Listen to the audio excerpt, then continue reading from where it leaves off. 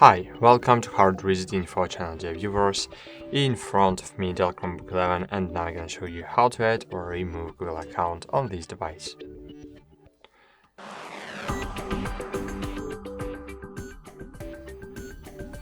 To add or remove Google account on this device, first we need to open the settings.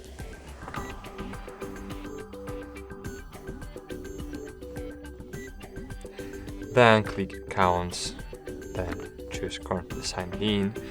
And here as you can see I have two accounts. So here I have a basic account, so this is the user account, and the other account I have added several minutes ago.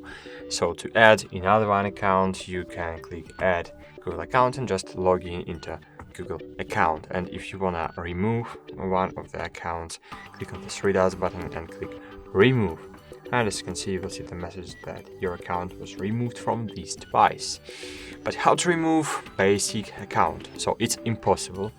You just can create new user, not the a new account, into logout of your device. Click sign out, then click on the left corner add new user, and then when you will logged in new user with another Google account, you can remove this Google account completely from your device. That's it. Thanks for watching. Like this video, subscribe to our channel, and bye.